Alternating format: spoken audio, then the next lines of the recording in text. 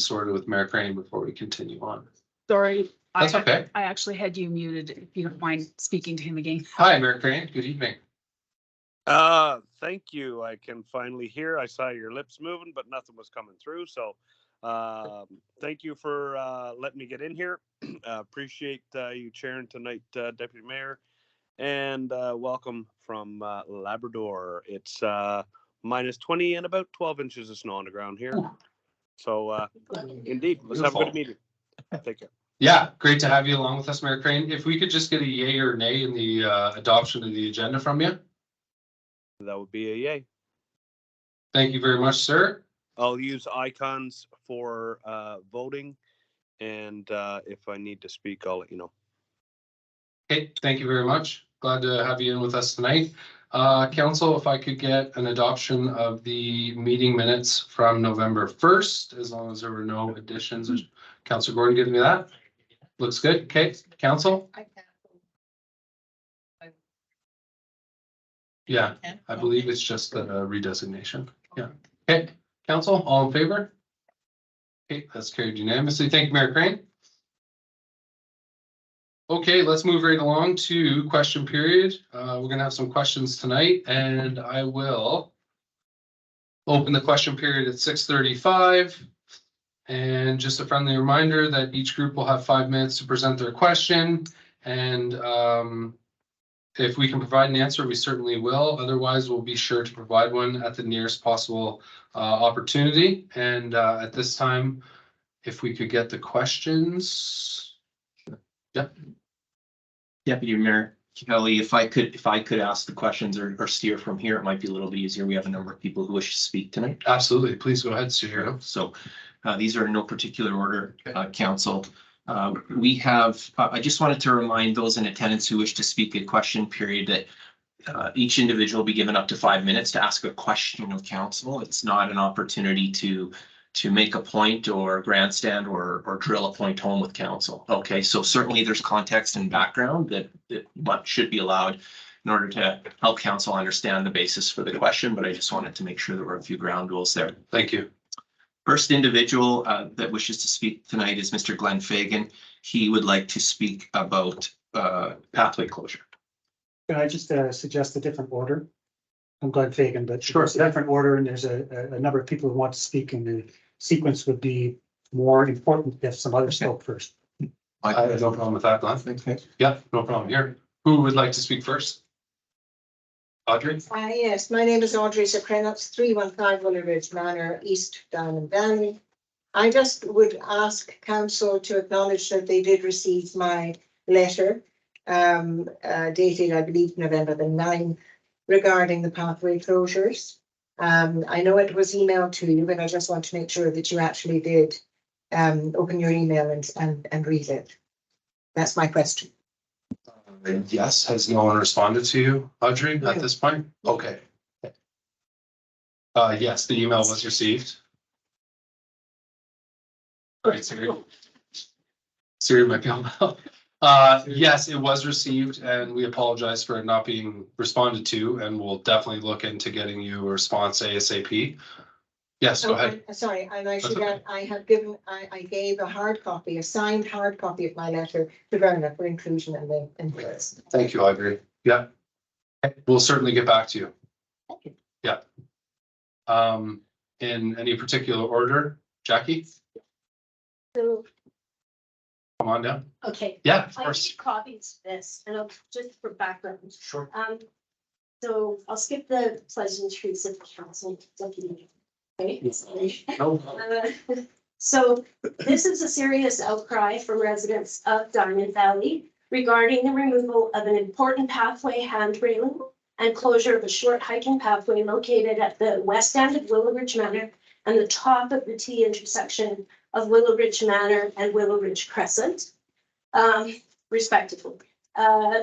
Since amalgamation and the letting go of key personnel to restructure town services, residents from 12 to 90 plus years of age have seen a devastating alteration to what was for the past 10 years a well-serviced pathway system through all seasons. And the loss is very important and and the loss is very important and was well used, the handrail, right?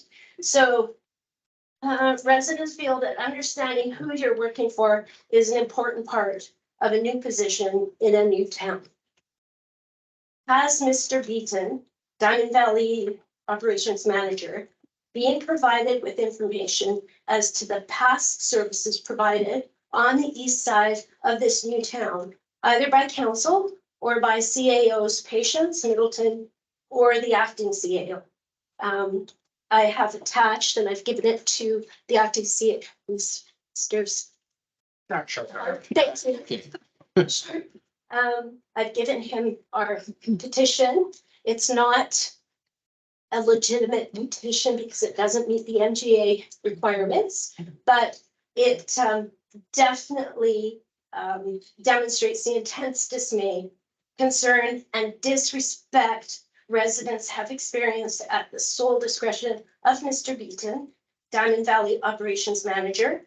We request the reinstatement of all important handrails. That'll stop there. And within 48 hours, we had 108 signatures, and not one person that we approached declined.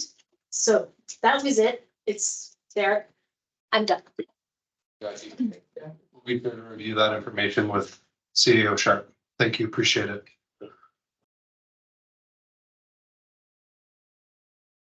Come on up. That's all right. Betty McKinnon, Hi, Betty. 263 Willow Ridge Manor. And my concern is the pathway. And I just wondered if what we have to do to get it changed back to what it was, because it's not like it is. Just to be clear, are we talking about the same, we're talking about the handrail? Okay, not the pathway that's currently closed. Not. Okay, I just wanted to be clear. Yeah, just wanted to be clear, just so I understood. Okay, both of them. Okay. Okay. Why it was done, and we have reasons why we live there. Yes, absolutely. Okay, thank you very much. Glenn? Hi. Feel free to use the mic if you like. Use the mic. It's up to you. No, I don't need the mic. Okay, fair enough. Deputy Mayor, Councilors, Administration, CAO, citizens of Diamond Valley. My name is Glenn Fagan. I live at 259 Willow Ridge Manor Southwest. I am 3 houses down from the south access, which is the Diane Creek to the Willow Ridge Trails. I've been a taxpayer in this community for 14 plus years. And I am here as I have been approached by a number of Diamond Valley residents to provide some community insight into the removal of the railing, as well as the sand salt boxes and closure of the access points to Willow Ridge Trails. I personally walk this south trail access twice a day with my dog. I also walk the other access point, the north access point, 4 times a week. I engage with many people on that trail, and I even note that there are 2 people who actually drive to that location to actually access the trail.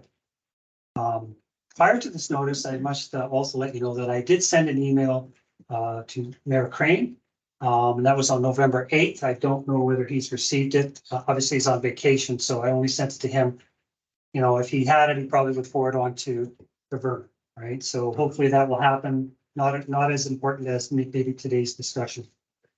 For council's understanding and my history here, I'd first like to provide the context within which that trail was built, and those access points were built, because most of you were not on council, none of you were on council at that time.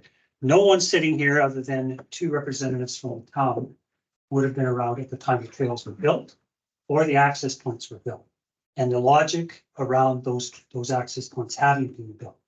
And now, as we go through the discussion, we'll understand why there's some angst within the community for having misappropriated some of the functionality within the access points. The Willow Ridge Trails have been here for approximately 14 years. The community at the time had some major concerns around the development of the trails and the access points. There were 4 options considered that the community wanted, but it was reduced down to a gravel versus a paved option.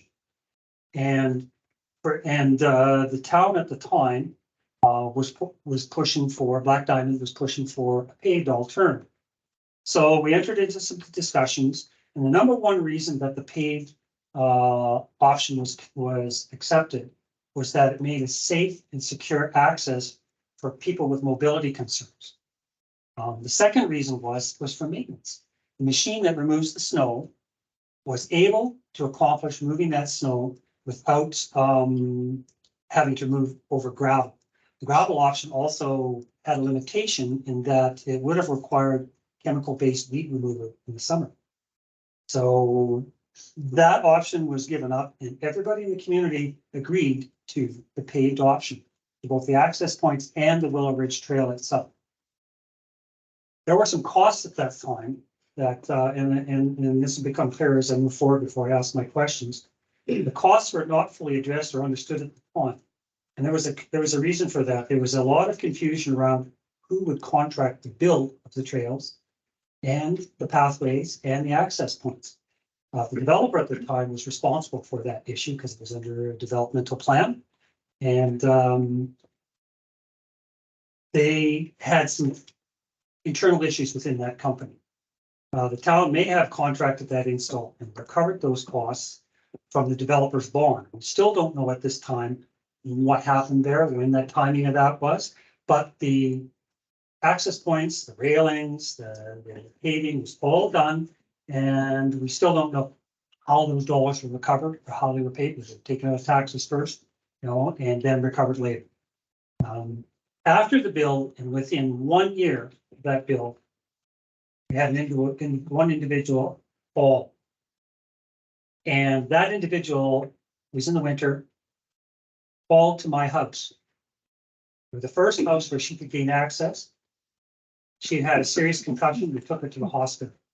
Just so everyone knows here, that individual was a 2-term counselor down at Black Diamond. The individual, as a result of this incident and a number of other complaints, the community requested that a railing be installed. It was installed the following year. The town did not inspect that installation. Community identified to the town that it was installed incorrectly. It was installed on the wrong side of the pathway for the pathway plan. It was impacting access to a park bench. It also impacted the grass slope where children like to go and slide. So we asked the town to move it. The railing was removed and reinstalled on the north side of the path. This install was great in the summer, but in the winter came in a little bit at full arm's length to be used, but it still provided some mobility security for people who have those issues. The community has now paid for the original install alongside removal, the reinstall, and now another removal of that railing. That's 4 times in 13 years. And just so you understand that the cost, I believe, is probably at least $2,000 plus to remove that railing this last time, directly out of taxation under maintenance. The value of that railing today is $17,000 plus.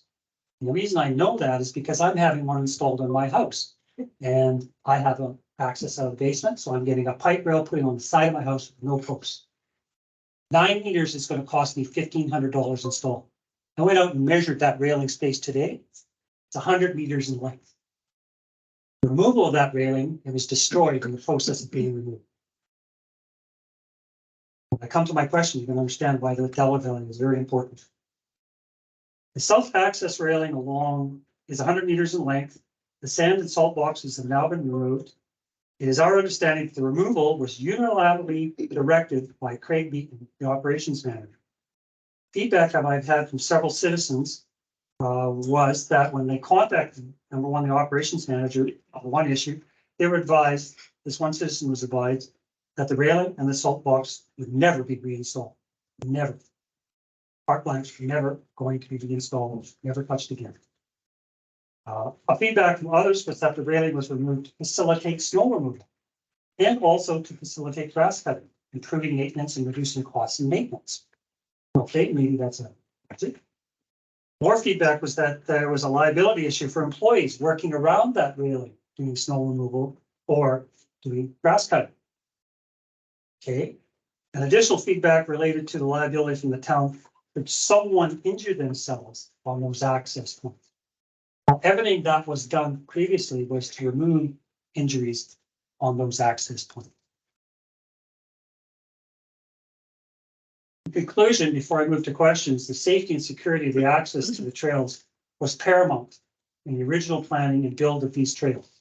The north access point is now closed for the season, which can be assumed is for a minimum of 5 months. Today, it is chained off, even though there's no safety issue there at all. It's dry ground, there's no snow, there's no ice. It's physically chained off. The location has been problematic in the past, more problematic than the south access. The north access has been a point of is restrictive for snow removal and seasonal runoff. It was gravelled consistently in the past, but did lead to mud buildup during spring runoff. But it was still gravelled and still snow was removed. That's the history for 14 years. The north access should only be closed when there is a safety issue. It should be reviewed at times when there is snow removal. If you're doing snow removal on the lower portion, you're going to look at it and say, maybe we need to close this off because it's become a safety issue. I've only seen it closed off a couple of times in 14 years. The south access point, the liability concern around that is now increased.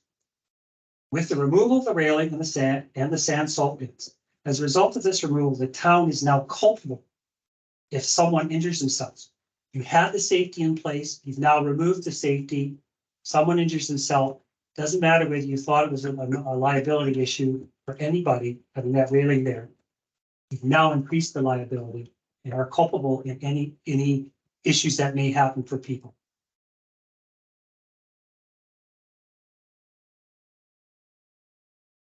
Okay, question I have now. Deputy Mayor, Council, I request that this council make the following motion this evening, which it can be done after 15 minutes discussion period. I'd like to see you direct Parks and Rec to reinstall the railing on the south access, return the sand and salt boxes that were used by local residents to ensure the safety of that site. There will be a cost, as I've identified before, because the railing was totally damaged. The north access should be monitored and only closed when there is a safety issue, when it becomes a safety issue. It should not be closed today. People are still going to use it. Council, I also request that this action happen immediately. I would like this decision made tonight. I'd like that direction to be given tomorrow, and I'd like to see that work done in the coming weeks. I would also ask that this council make this a recorded vote by number and by name. And I think you understand how that is. You have to make that motion to have these things done. And someone, before you discuss the motion, has to make a subsequent motion saying record and name. Is that not correct? Deputy Mayor Kelly, I think we're exceeding, and with all due respect, I think we're exceeding the amount of time today. Okay, I will finish my last question. All I'll right. finish my last question here. Notes that I'm working from, this is my last piece. Notes that I'm working from, I would like to have them added into the minutes and attached to the minutes. I know in past practices, it's not necessarily been an attachment to the minutes. It's only been a discussion point. Thank you. Any questions? Council? No. Thank you, Glenn. Nope, not until I see it voted and put in. I've asked for the. For council's benefit, I just asked Mr. Fagan if I get a copy of his notes because there's strong history in there. Yeah. And it would aid in the. Well, am I going to get? For that. So I was not meaning Mr. Fagan to be confrontational. No, I know, but It's sincere. I need confirmation that it's being added into the minutes. It becomes a public record. I don't want it just attached for review. I want it attached into the minutes, and if you can't confirm that it'll be attached into the minutes, I will not provide it.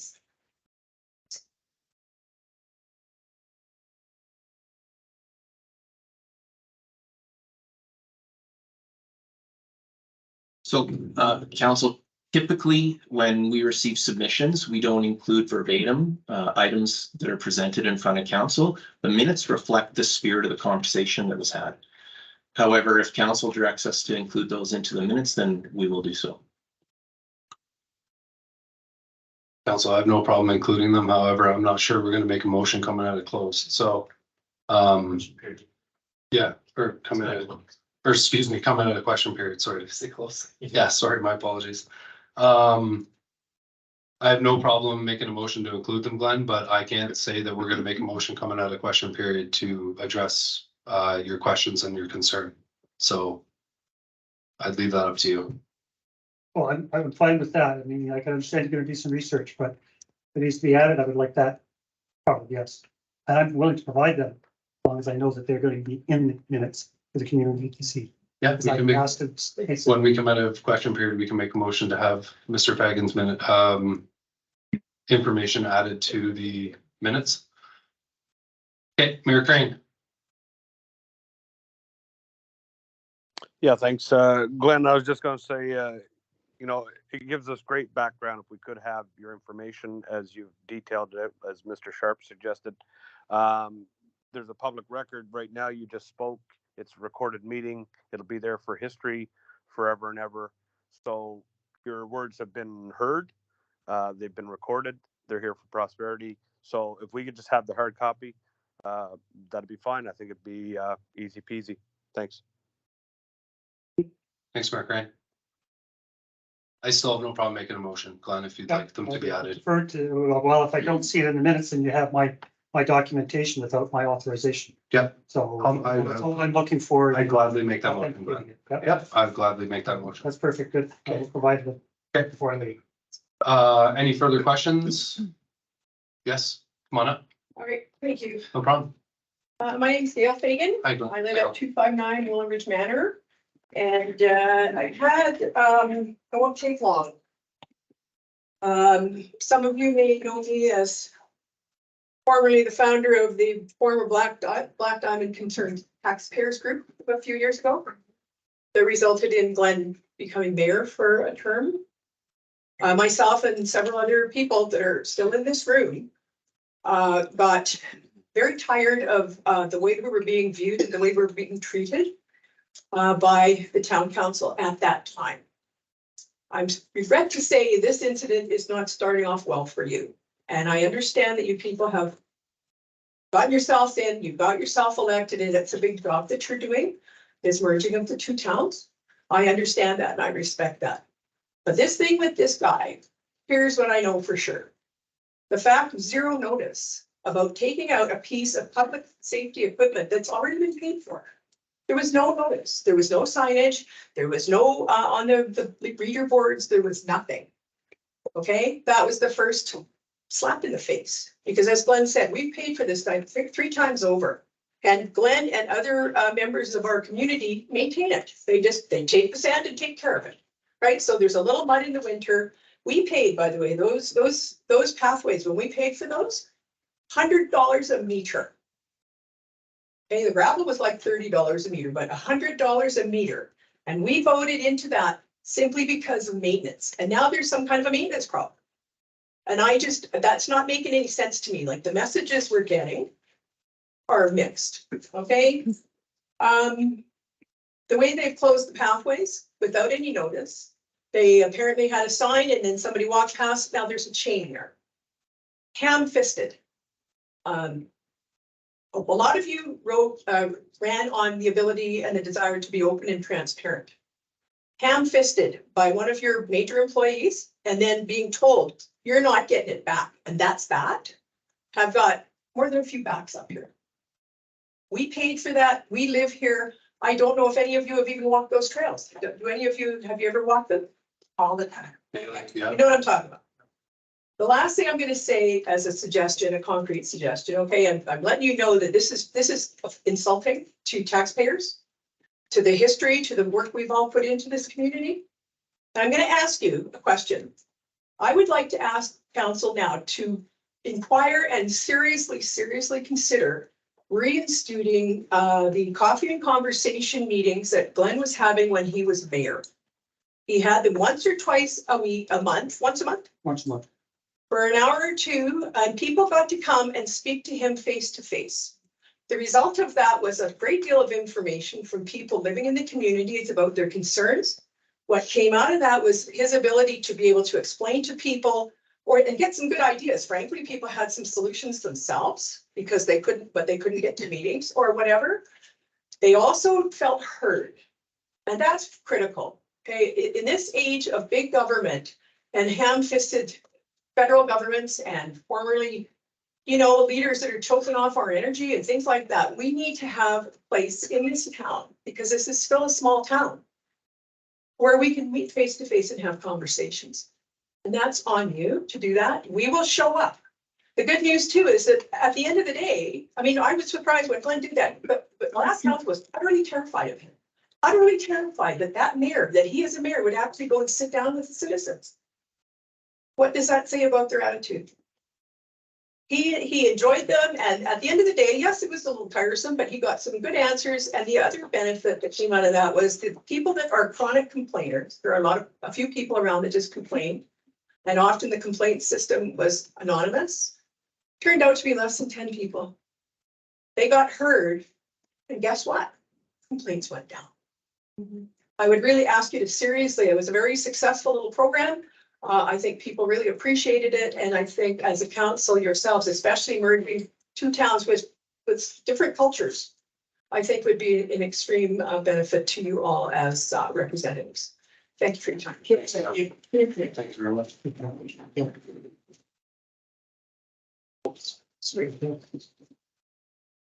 So, Shaw, any more questions for us tonight?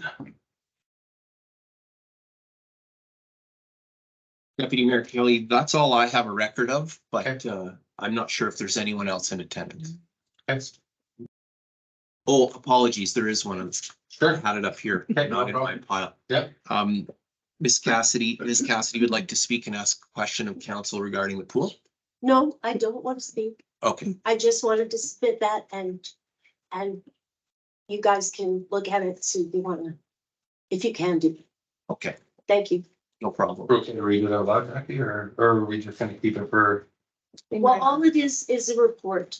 I'm asking for a report Oh, on okay. something very specific. Okay. So it's gonna take time. I know that. So Would you like can it? I leave it there? Absolutely. Yeah, I just want to know what your intentions. To it. I No, don't that's wanna okay. speak to it. Sure. Well, there are a number, council, but suffice it to say, there are a number of questions around the pool. Okay, And really, we wouldn't have any of these answers this evening anyways. okay. Okay, so I'm happy to take it back Thank as she suggested and we'll get the answers. We'll get some answers for you, Jackie. Thank you. Yeah, no problem at all. Okay, thank you everyone for your questions. Appreciate you being here tonight and voicing your concerns. As a resident of the Riverwood community, I walk that area a lot and I understand your frustrations and have been speaking to our administration about them. Councillor Thompson also lives down the street from me, and we've been looking into this at length, and we hear you. We continue to voice our concerns with administration. We're trying to find some answers for you. We hope to have some answers in the coming days. Mr. Beaton's looking at a few things for us, and we hope to have some more things available coming up. At this time, 7:02, I will close the question period, and I would like to make a motion just that Mr. Glenn Fagan's information be, how would you like me to make that motion? Be recorded into the minutes? Would that be appropriate, Verna? Attached. Attached to the minutes? Yeah. Okay, so I'd like to make that motion. If I could just clarify for everybody, Sure. it won't be attached to the digital minutes. They'll be attached to the permanent hard copy minutes. Okay. Council, would anyone like to speak to that motion? Okay, all those in favor? So good. And Mayor Crane is case, that's carried unanimously. Okay, this time, yes, please, Councillor Gordon. Yeah, I want to thank the residents for coming. I've heard from many of you by way of email. Privately, I'd like that in the summertime. I'd like that virtually every day. And it's kind of fun to challenge myself on that steep portion of the south access. So I get your concerns. I've been struggling with what motion to make because when we discussed this originally, almost 3 months ago now, almost 2 months ago, the report given by our public works manager indicated that this was the direction they were going and they were going to see how it played out for the year. Obviously, that's not satisfactory to the residents and I understand that. I would like to make a motion, very simple motion, to to direct administration to review the closure of the north pathway during the winter season and to see if there's alternate solutions, as well as reviewing the security and safety of the south access. I want to keep it broad. I want to have a report back that identifies the concerns of our residents tonight. I heard loud and clear. Each of you very clearly stated your concerns about the safety issues there, and that is a massive concern. So we can't have back and forth, unfortunately, Ms. Megan. So I want to keep it broad, and I would like to have a review of the safety issues that have been mentioned, such as the removal of the sandbox. Obviously, I know I walked that last winter. Residents were very careful in doing that work and maintaining it, so I appreciate that. But if those safety issues are there, let's see what is there. I'm thinking of different options for the North Trail, but it's not mine to impose that. So I want to have that brought back to our next council meeting. Thank you, Councilor Gordon. Vernon, is that one okay? Just simple direction to review the closure of the North Trail and see if there's other options that are available, and then to review the security of the south access. It's a motion. Yeah. And bring back that at the next council meeting. Okay with that, Vernon? Yeah. Okay. Questions, comments, council? No? Okay, all those in favor? Okay, that's carried unanimously. Great motion, Councilor Gordon. Solid. Yeah, awesome. Okay, at this time, no statutory or non-statutory hearings. Delegations, 6.1. We're going to move to affordable housing. Tricia McCarthy-Butt. If you'd like to come on down, come join us at the front. That's all right. Okay. Nothing to be nervous about. Come on down. Come on down. Great to have you. Of course. There's a mic in front of you. If you choose to use it, you can. Get it up on the screen. You just tell Vernon what you want. When it comes to slideshow, like eye control? Or just like. I don't think that the mouse will reach that far, so please just tell me to change the slide and I will do that for you. Well, I'll just get that up. First off, thank you guys for having me. Feel free to click, your mic will go red. Yeah, there you go. Now you're good to go. I'll shut mine off. Yeah, thank you, council, for having me, and thank you for even considering low-income housing or affordable housing in the community. Yeah, I really want to commend you guys for putting in that, because the rental housing market right now is insane. Okay, just doing here. Okay, so I'm here as a delegate, and why me? I ask myself this question a lot, and I even called town council or the town office today to say, hey, I know you asked me to do this, but why? Why me? So I'm going to give you a little bit of background about me. I grew up in the Crowsnest Pass. My dad was in the military. We moved to the Crowsnest Pass when he retired. He used his retirement savings to buy an acreage with and a business all included. And by the age of 11, my parents were filing for bankruptcy, and we had to move into the town of Crowsnest Pass into a townhome. We had a lovely landlord. We were, sorry, I can't look at you guys. We had a lovely landlord, and he gave us a very decent, you can't get it now, amount for rent. And there was a long stretch of time where, you know,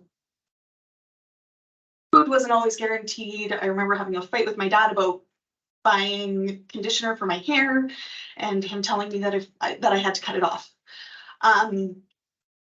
My parents didn't plan for bankruptcy. My parents, when my dad retired from the military, they planned to live in an acreage and to have this life and set that up for us. He didn't plan to have a fight with his, whatever age I was, 15-year-old daughter about hair conditioner and not being able to afford it. And they worked their way out of that. They now have a home and all is good. But in that meantime, I lived through that. My parents didn't expect that.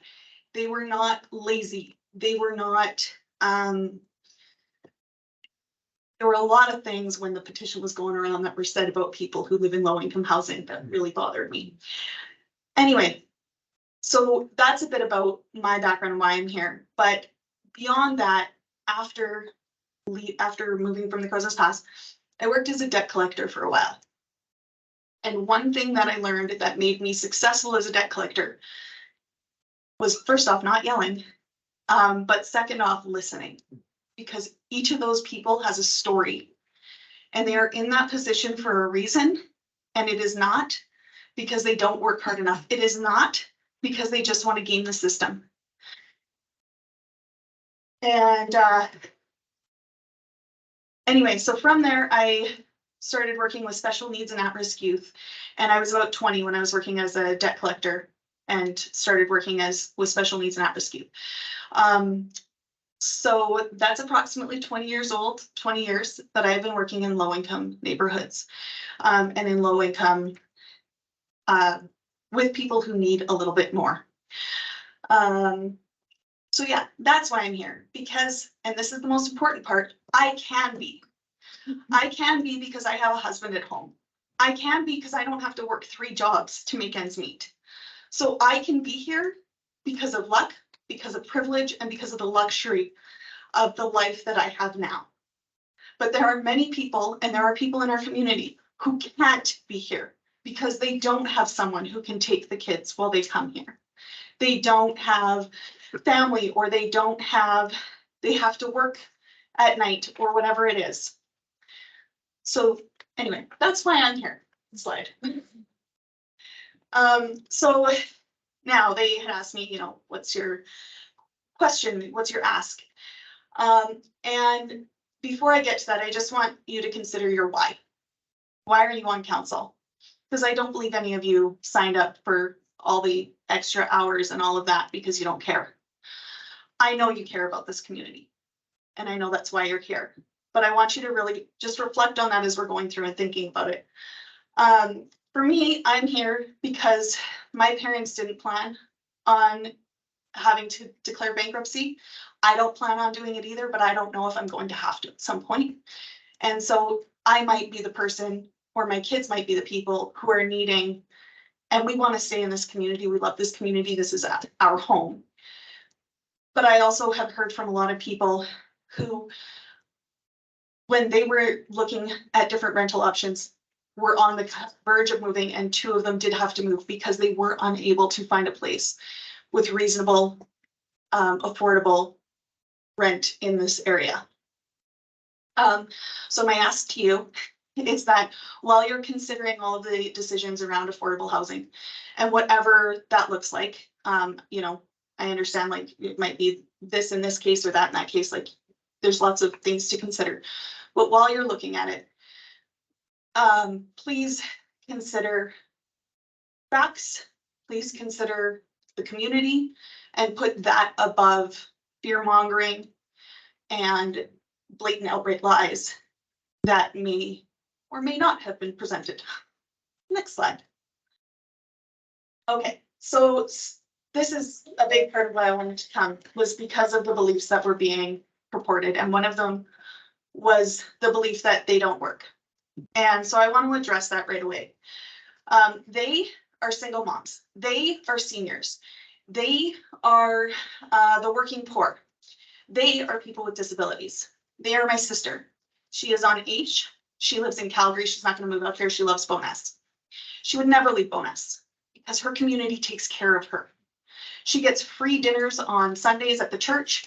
She has free community get-togethers on Wednesday nights.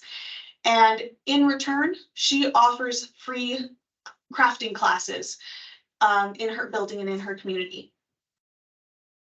She is the most hardworking. There's 5 of us, or 6 of us in my family. And you cannot get 6 kids to all agree on one thing, but we would agree that Jacqueline is the most hardworking out of all of us. But she would never be able to afford rent in Turner Valley or Black Diamond.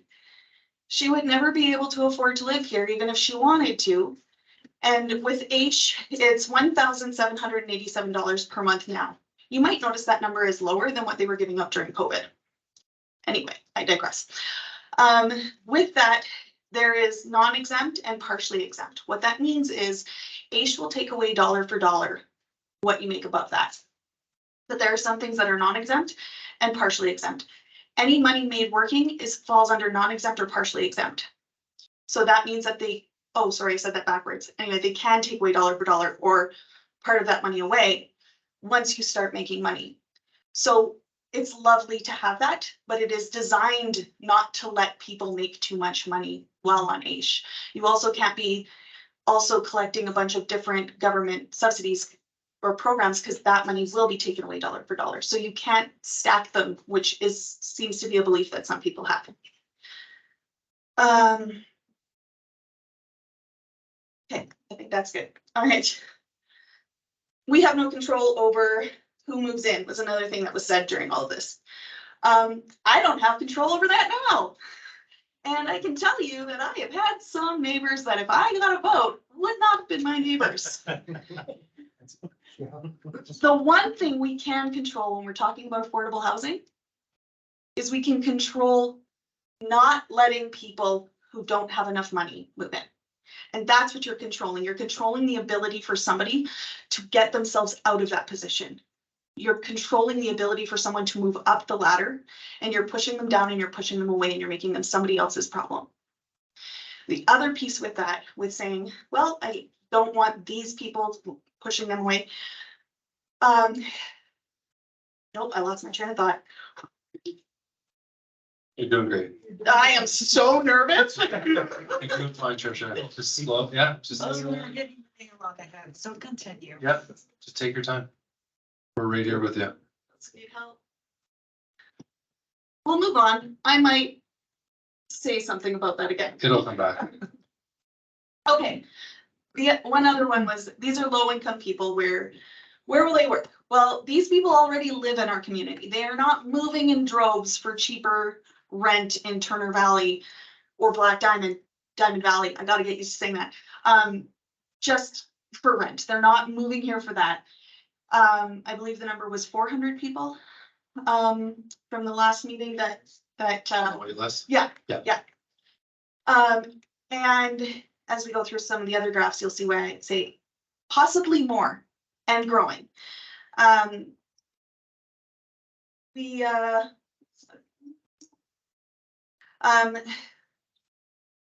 can't expect people to pay middle-class prices on minimum wages or on working poor wages. And right now, if we're going to talk about, you know, they can't pay it, they can't afford it, they'll never buy houses, then we need to talk about business and growth. And that is a separate conversation about whether or not we're going to help people in the meantime and in the present. And I did notice that on Black Diamond last year, there was a lovely thing. I'm just kind of assuming you guys have all have seen it in that, about the affordable housing that listed out all the reasons why this is already needed. So I am going to go into some of the stuff that's already been said in that report. But just in case. Next slide. Okay. So I did use the census from 2020 as it was the most complete, like most recent and complete. But the average median family income in Alberta in 2020 was $105,960. However, Black Diamond and Turner Valley were really close, so I just kind of went with one. But before taxes, average median family income was $86,000. So we're looking at 81% of the provincial median. Median, of course, being right in the middle.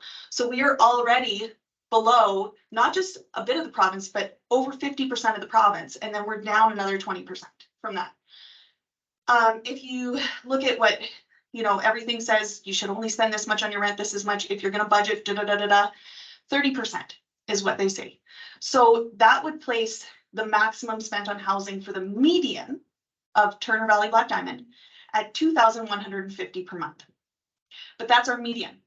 Those are the people in our town, in our community, who are at the halfway mark. Those aren't the people in the bottom. So the people at the middle should be spending no more than $2,150 per month. Meanwhile, looking on Rent Faster in that, $2,500 per month.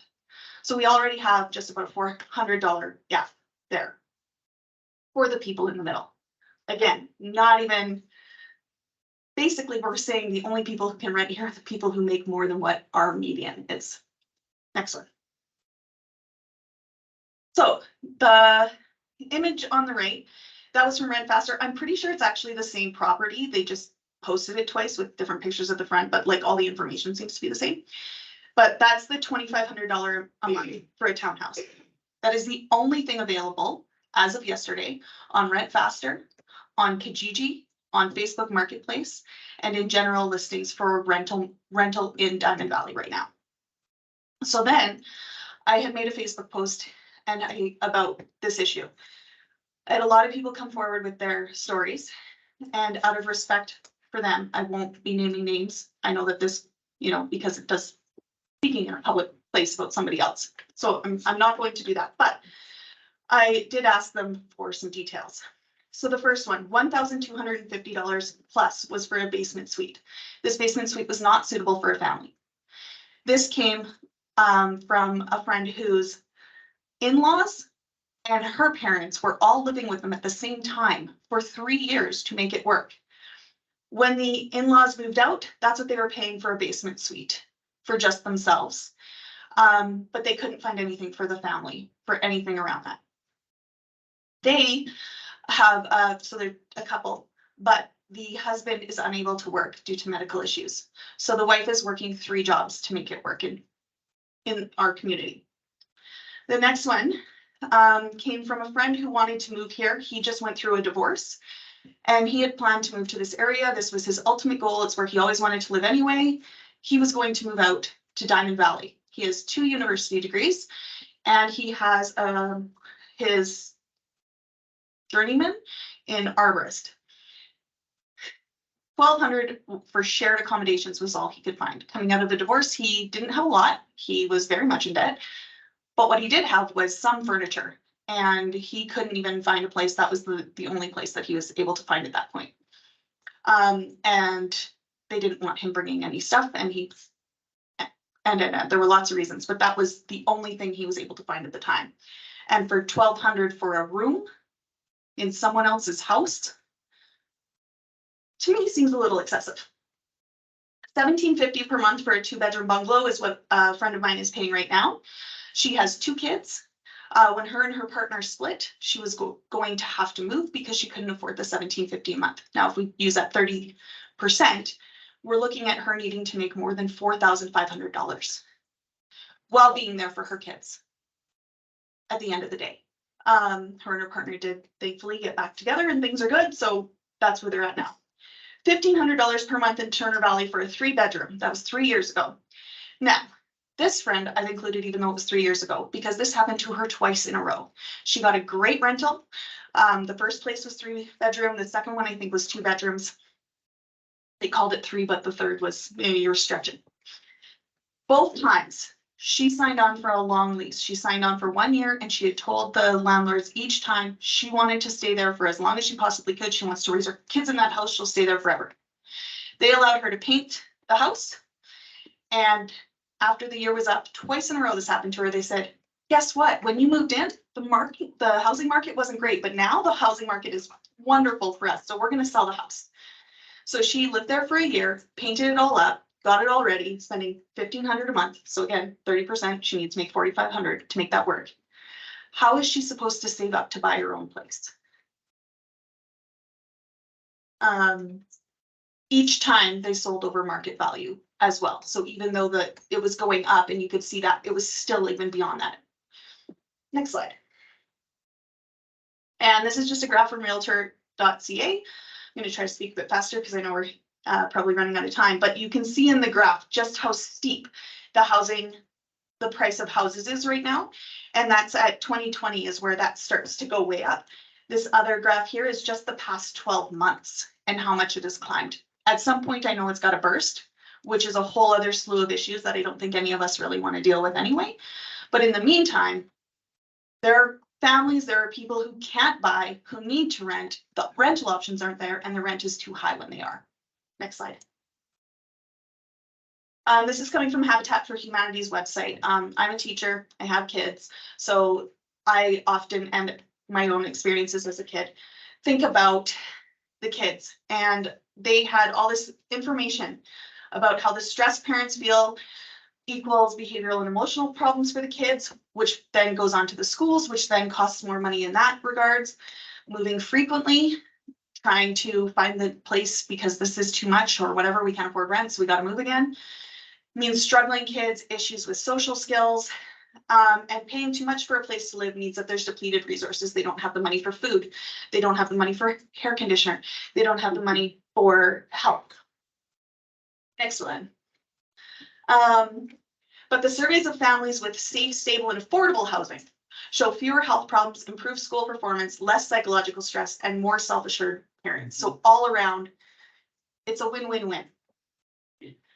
Next slide.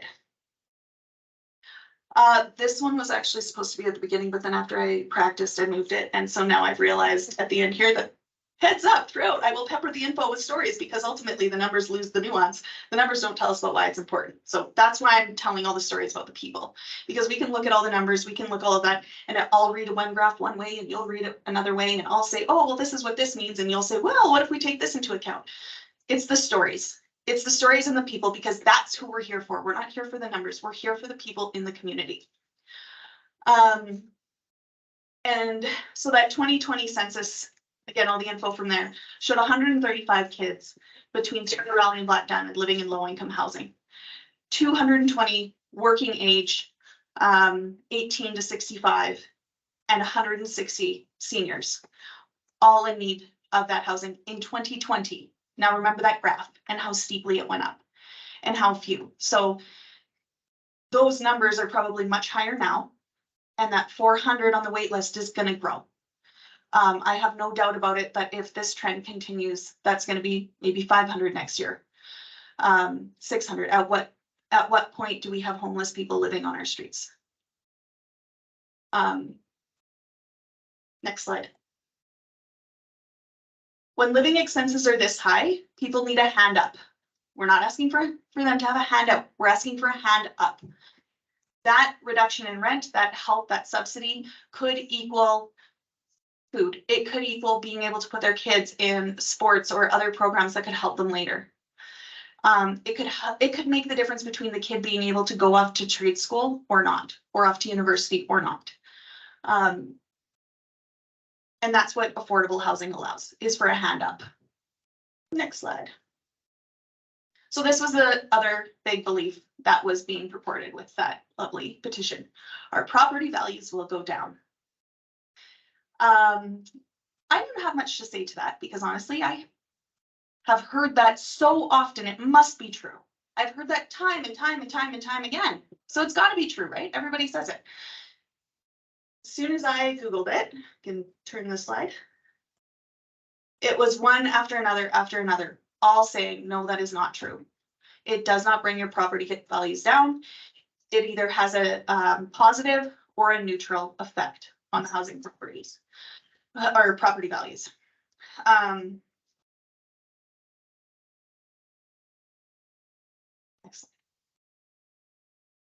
So those end goals, what kind of a community do we want? When I think about community, I think about working together. I think about helping each other. I think about being there, shoveling the friend's walk, taking a friend's kid for some time so they can get a break, whatever it is. That is the type of community that I hope we are building with Diamond Valley. And that is the type of community I want to raise my kids in. One that is exclusive and not inclusive is not it's not the values I want to teach my kids, and it's not what I want to see, where I want to see our community going. I obviously can't speak for all of you, but I'm asking to please consider that, because I'm here because someone needs to speak up for the people who can't. And those people can't for the same reason that we need affordable housing in the community.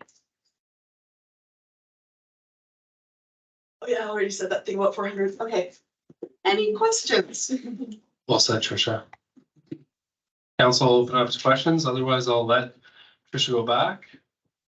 No question. Councillor, no question, but comment? Thank you. I personally, and I know this council is very in favor of diversification of our community. So thank you very much, even though you were so nervous, you did a great job. And thank you for being the voice. I've been the single mom that really struggled. I lived in the fourplexes and I've been there. So thanks so much. Welcome. Councillor Gordon. And I echo Councillor Thompson. I can't thank you enough for bringing this forward. When you were speaking about the challenges you faced as a child, I could remember how I grew up.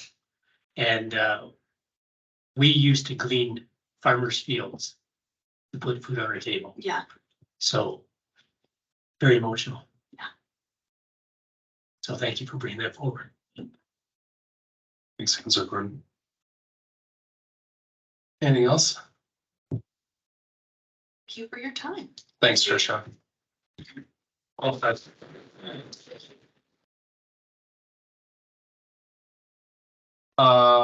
As a member of the Westlands community and an advocate for affordable housing here in our community, Tricia, I thank you wholeheartedly for coming forward.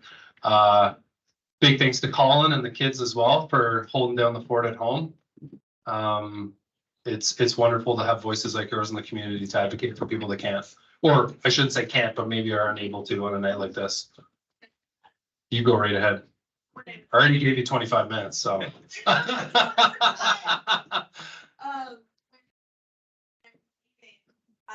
I said to the boys, like, you know, I've got to go, I might not be back before your dad's just good night. And they were like, well, and I was saying to Colin, I was nervous, they're like, why are you nervous? Where are you going? And so I kind of explained to them, and they turned around and they were like, yeah, go mom, and go dad.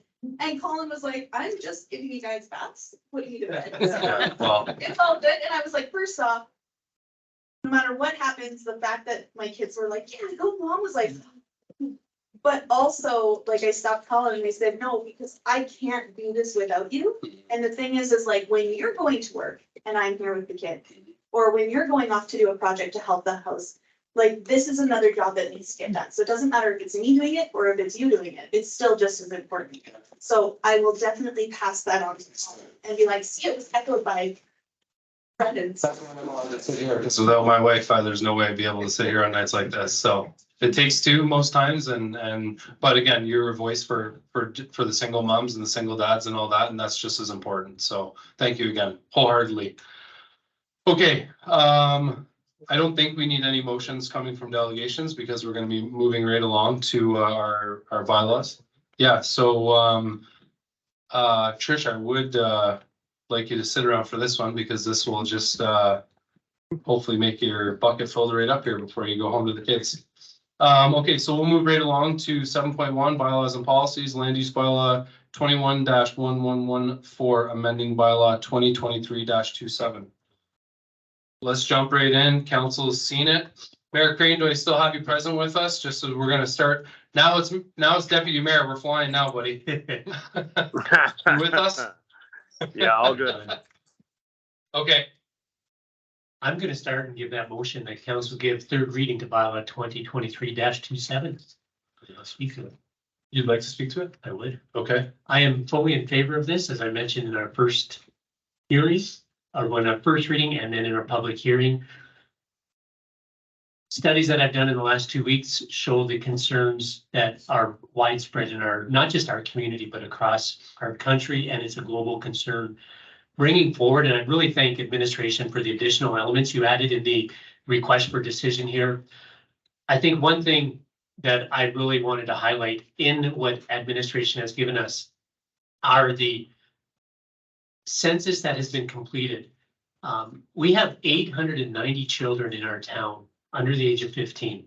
That's an increase in 5 years of over 220 children. And we are bringing in families. We are bringing in young families. We are bringing in families of need. I've talked to several of our leading business leaders here. And as Tricia has mentioned, minimum wage is a reality in a lot of retail industry, even among some of our local businesses, leading businesses. They're just at that poverty income level. They're not beyond that. And they've talked to me about the challenge that they've had in providing housing for their employees coming into Diamond Valley. I think this will give us option. I know we have a 400 waiting list, so the need is real. And I really support this, and I look forward to it. The report that just stuck in my mind that just came out, high interest rates are here to stay. So the reality of having housing that is diverse, that provides an option such as been presented, I want to thank the Browns for stepping forward and their willingness to do this. I think it's very commendable, and I fully support this, and I trust the rest of council will. Thank you, Councillor Gordon. Before I go, Councillor Thompson, would you like to say a few words? I fully support this project as well. And what I heard in the public hearings was there was concern about there are other properties that are zoned R3. But we as a council can't force people to develop their properties. This is a property owner that's ready to move forward with a really great project for our community. I think the project is extremely needed and we have the developer ready to go. I again support it. And I look forward and I believe that concerns that have been put out by the residents will be addressed at the development permit stage. So I'm pretty confident with that. So thanks so much. Very well said. Council, you okay? Okay. I mean, Tricia, you said it all, and Councillor Thompson, Councillor Gordon, you guys highlighted the main points here.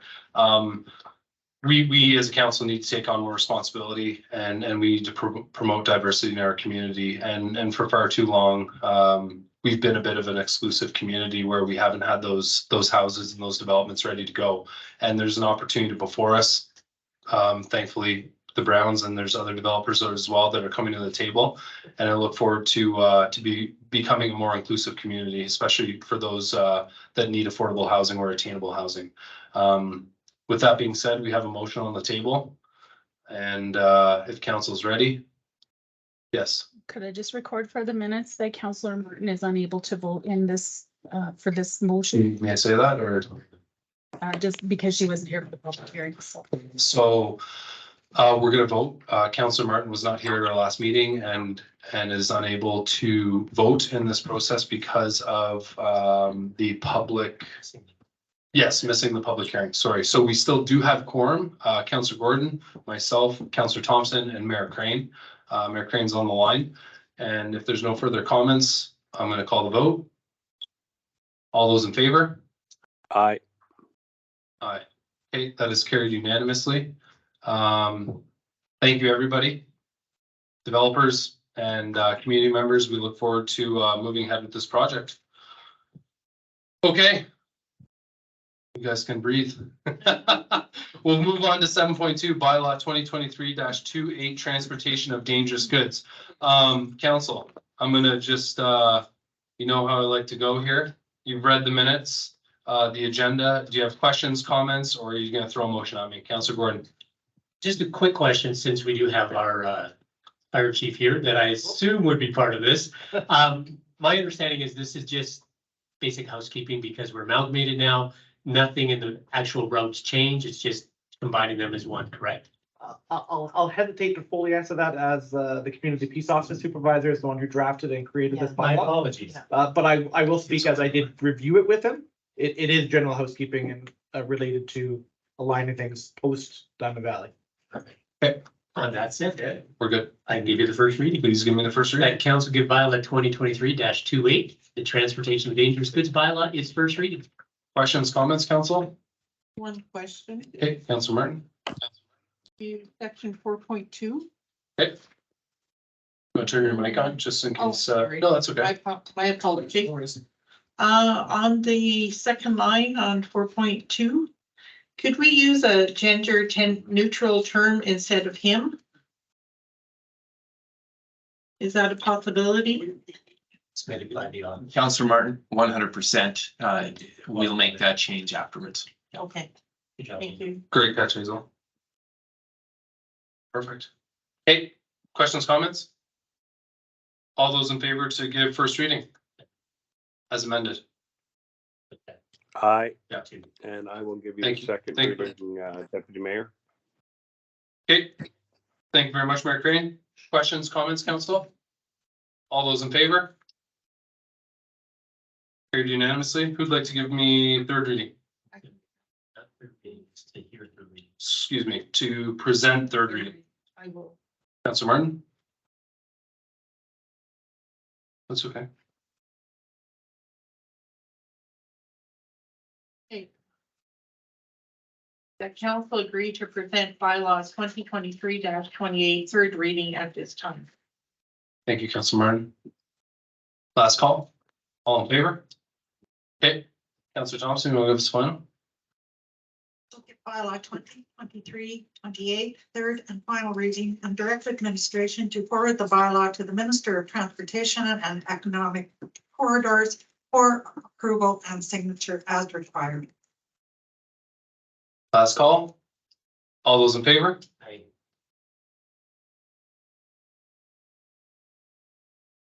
Mayor Crane, we get a thumbs up there? You do, sorry. He's using the icon. Okay, perfect. Thanks, Mayor Crane. Okay, wonderful.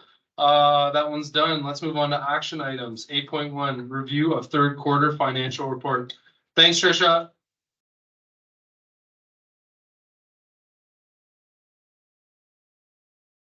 Okay, shall I pass this over to you, Mr. Sharp, CEO Sharp, excuse me? Thank you. Go ahead.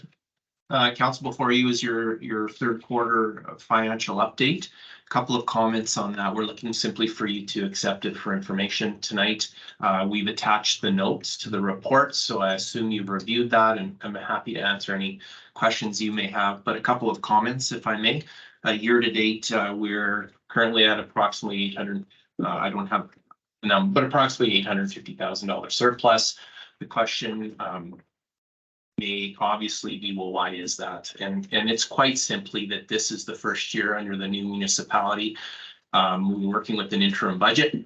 Certainly didn't, as you know, the budget was approved late spring, and staff were quite simply in a holding pattern, and out of respect to council and the taxpayers, we're going as a, needs only expenditures until such time as they had the green light on the budget.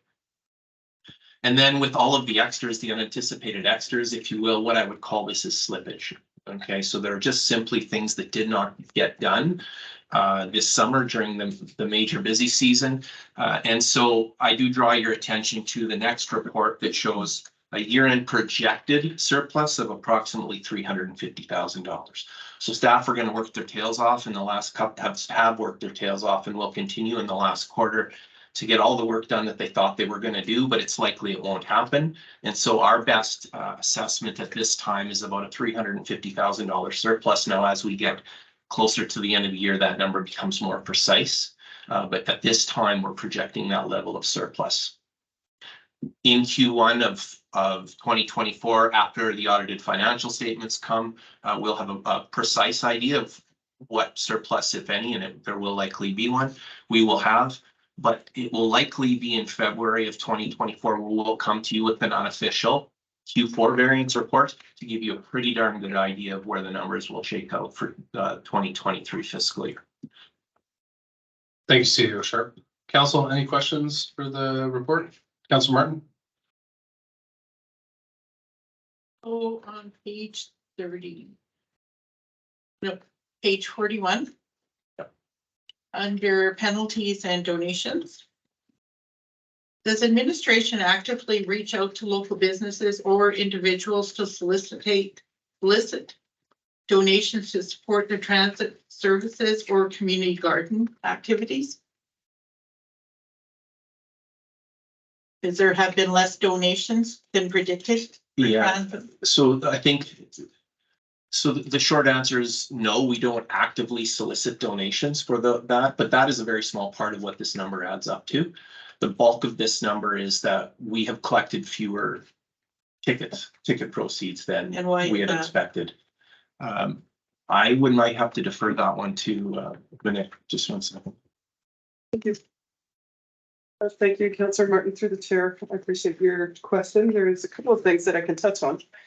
Recently, we have solicited some of the businesses certainly to be able to assist in offsetting some of the costs of some of the events. With regard to the Shepherd River Shuttle Transit, there is advertising that has been sold, and that is completely sold now. But really, that does only amount to a small fraction of what that total is. When we first looked at municipal enforcement and some of the fines and tickets that would be potentially obtained, we used some numbers from the past from both Black Diamond and Turner Valley.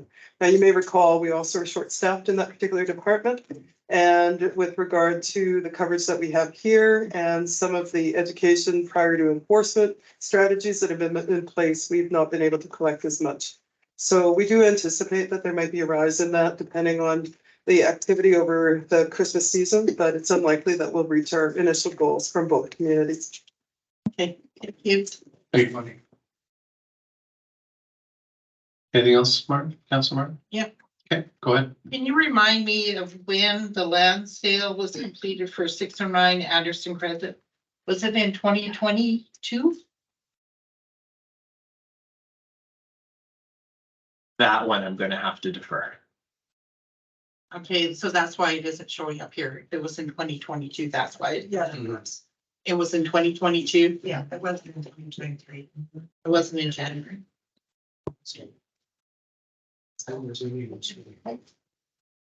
Is there, we had to revote it, and then we had issues with, the previous plan and didn't submit. Yeah. The or land that has the- changed, so that's fallen off the market. I want to say that should be 2023 allocated if my memory serves. I would assume it's when it was booked. So we had not budgeted any land sales in 2023. The only one we had was to Far Brewery, and that's the one that's showing here. So that's the best answer I can give you based on our financial software. wondering if we got our- It sold in 2022, but we didn't get ours. It's really quick, but it went back on the market. And just Yeah, go ahead. item number 14, equipment and maintenance. So the equipment and maintenance shortfall provides an explanation that it went to the repairs of the distribution system. Is that correct?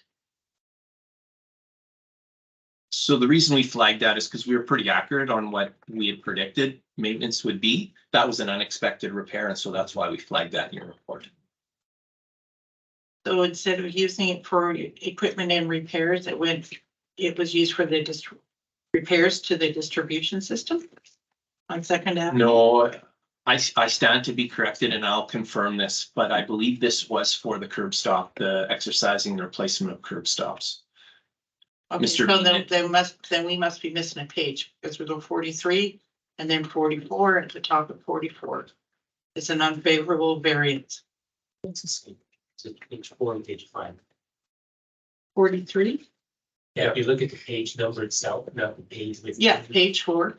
Yeah, and then the other one's page 5, Yeah. so it does carry over. So, Unfavorable repairs to distribution system, second half of that. So Councilor, and that comment around repairs to Second Avenue just goes to the previous page chart at the bottom. Oh, okay, Yeah. okay, sounds good. Thank you for the clarification. Thanks, Councilor Martin. That's it. Council? Anything further? Accept his information? Someone like to give me a motion to accept his information? Councilor Martin? Thank you. Okay, comment? No? Yeah, comment. Thanks. I really love getting these reports. They make everything so clear. And helpful actually going in budget season as well. So thank you very much to Amit. Thanks, Amin.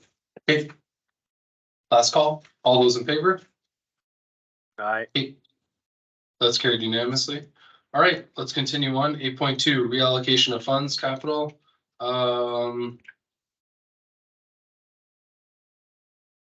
CEO Sharp. Thank you, and the chief is here, and I don't want to steal his thunder, but I'm going to try to explain this one quite simply. And if you have any detailed questions, he's happy to answer them. Did you need the smart board? So quite simply, Quite simply, the fire department had purchased a specialized piece of equipment for the fire hall. It was purchased with fundraising through casino funds. And we had budgeted to have that purchase and as well as installation, but unfortunately the guidelines for how we can spend the fundraising dollars makes installation ineligible. So the chief would like to take the capital project that he had in place and divert that money to the installation. That's a higher priority. And so we're asking for a budget amendment, which is simply to allow those funds to be redirected to the installation. Council wants to give me a motion. Council Martin. I just have a question for you. Yeah, no, go ahead. Yeah. What type of uses or applications will the decontamination machine be used for? I'll defer to the chief. Thank you, Councilor and Deputy Mayor. So this new piece of machinery is a equipment decontamination washer. It's a very specialized equipment, and in fact, it finalized its installation yesterday, and we put through a set of breathing apparatus as a test in the machine.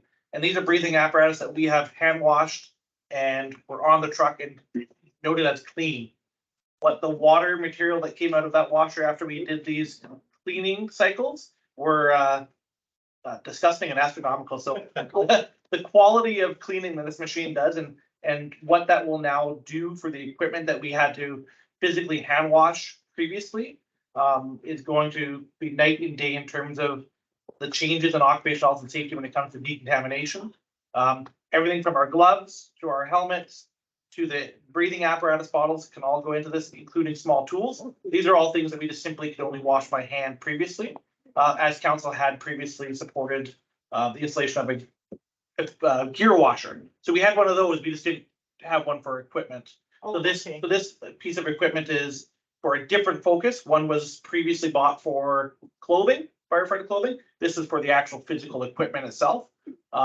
We are one of the few places in Alberta that have it, so we are sort of pioneering this, and it's great that the firefighters previously had put the focus on this. And it's really going to be a game changer when it comes to the decontamination and sort of health and safety of touching and being exposed to things. So, okay, thank you. Thanks, TJ. Council, who's giving me the motion? Council Martin, would you like to give us the motion? I can give you that. Please do. The council approved the reallocation of $11,000 from the previously approved capital budget item, the smart board replacement, to facilitate the installation of the donated equipment from the Foothills Firefighters Association. Thank you kindly. Council, last call, questions, comments? All those in favor? Aye. That too is carried unanimously. Thank you, Mayor Crane. Okay, 8.3. Community support grant request, High Country Minor Hockey Association, near and dear to most of our hearts. Council, someone like to give me a motion on this one? Councilor Gordon? Oh, I didn't dare, I even looked the other way. Go ahead. Councilor Thompson. I don't agree with $1,000, so I'm gonna put forward a motion to support them for 500. The council approved the High Country Minor Hockey Association's request for financial support of to do 11 hockey tournament in the amount of $500. Thank you, Councilor Thompson. If I may, Councillor Thompson, the question I have and why I believe it might be at this amount was prior they would come to both councils and get up to $500 each, no, just the one. All right, I'm good with your motion. As am I. Questions, comments? Do we know how much is left in the community support grant? CAO Sharp. We do. It's a convoluted answer. I'm going to turn it over to Ms. LeBlanc because she will explain it so eloquently. Lori. Spreadsheet on it, so yeah. Thank you, Sue. Sorry.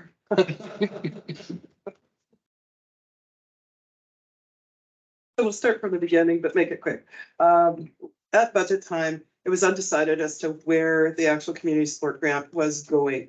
And council hadn't made a decision. It's just recently that it was revised and came forward. If you recall, there were it was a combination of 3 different grants. There was the event support grant that was a Black Diamond event grant that allowed for up to $1,500. And then the two that Turner Valley had previously was a sponsorship and a corporate support and community support of amounts up to $500 each. And they had a combined total of $10,000. So between the Black Diamond amount and the Turner Valley amount, it was estimated that $25,000 would cover the anticipated number of grant applications that were received. So council several months ago, when it was revised, talked about it. And there had been a surplus anticipated, which is still there, from the economic development account. And it was split in a variety of different ways, and $25,000 was allocated to this particular fund. So from that $25,000, not including the large event support, for example, that the chamber received, there was a total amount remaining of approximately $18,000 from the $25,000. The other $18,000 plus the $3,500 that was approved by council to help support operations of the chamber came from both the economic development account as well as the large amount of $18,000 came from the event account. We used the music festival, previous Canada Day Music Festival funds that were allocated budget-wise and transferred it to the chamber. I hope that that helps to explain it. It does, thank you. Okay, move on the floor. All those in favor? Okay. Aye. Correct. Yep, thanks, Mark Crane. Carried unanimously. Okay, wonderful. Council, let's keep rolling here. 8.4, community support grant request, the Sheep River Health Trust. Councilor Gordon. I think because we have been consistent around the $500 mark, I think I'll make that motion. Yeah. Just amended slightly. It'll be option 2 here. The council will approve the Sheep River Health Trust Avenue Trees Initiative Grant Application Request in the amount of $500. Thank you, Councilor Gordon. Well said. Questions, comments, final say, council? All those in favor? Aye. Wonderful. Aye. Thanks, Mark Crane. Carried unanimously. 8.5, this one of my favorites, has been for the last couple of years. The 2023 Christmas Lights Contest. The descriptions are there. So we've got 3 residential, 3 commercial prizes. I'm gonna try to hijack it from Mayor Crane, because last year I went with my daughter and she, well, I could change it. No, I don't think that's true. We won't forget that, sir. My daughter and I did the drive last year with the High Country residents, and she had a great time, as did the residents. I've been doing it for the last 3 years. I think this might be my fourth or third. Really look forward to it. I have no problem doing it again. Love going up to High Country. My class and my wife's students have a partnership with them where they exchange artwork with Eden Valley, and I just can't get up there enough. And any opportunity that I can get to get up there is awesome. So I would gladly take a motion here as presented, if you will, or I can make the motion. Councillor Martin. I'll give you that motion. Council direct administration to organize the Christmas Lights Tour with a High Country Lodge and Mayor and Deputy Mayor Kelly. I would love the friendly amendment. Mayor Crane, are you okay with that if I go? Yeah, I was actually just going to say that this is absolutely something that you should do as the West Winds rep. It only adds more power to your position in hearing the residents of High Country Lodge and the seniors. And I love the fact you're taking the kids and getting them out there. And of course, you know, the seniors up there love kids. So by all means, have at it and enjoy. Thanks, Mayor Crane. Appreciate that. A little bit of Bailey's doesn't hurt towards the end of the night either. So awesome. Okay, so you heard the motion. Questions, comments? All those in favor? Awesome. I'll work with Verna and High Country Lodge, Donna and Michelle over there, and we'll get something organized and we'll hit the bus. Awesome. Oh, yes, please do. Yeah, we will take the second motion. Administration to provide Christmas light contest prizes for commercial and residential. First, second, and third prizes in the respective amounts of $75, $50, and $25. Thanks, Councilor Thompson. Okay, Council, all those in favor? Wonderful. Mayor Crane raised his hand. Awesome. Thank you. Okay, action items done. We're just gonna move right along to 11 committee board and correspondence minutes. We've got the EDAC. Did you want, are you speaking to that one? Are you gonna mention anything there? I think we've given the updates on this one Yeah. most recently. Yeah. I think we're good to go with what's presented. If there's any questions, we can fire away. Ms. Martin. Just one question. We're missing the couple pages before page 67. We just got the one page. Yeah, so if you look at that, that looks like that's an error because 66 is a duplication of 67 with number 9 added in.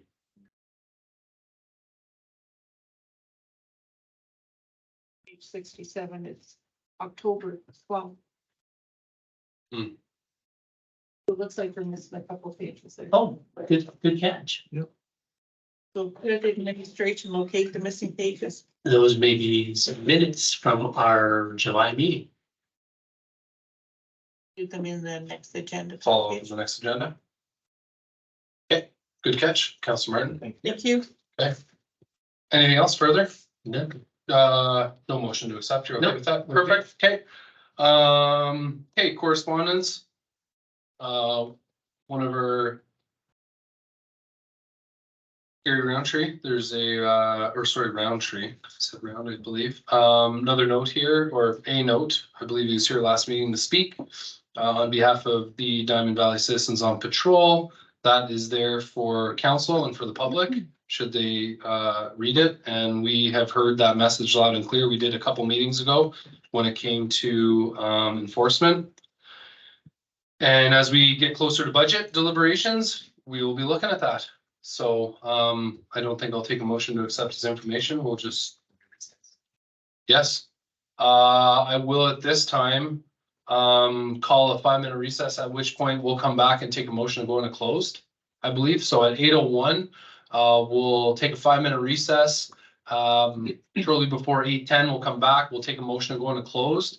Do we see any potential motions coming into closed? I believe it's just For an update. information. Just for information, okay? Just wanted to let the public know, if anyone's online, that there won't be any motions coming into closed. And as always, public, thank you for coming. Appreciate your attendance. And for those of you that were left with lingering questions, especially the ones concerning the path, we hope to have some answers relatively soon for you. So thank you for your commitment to the meeting tonight, and we'll get you updated as quickly as we can.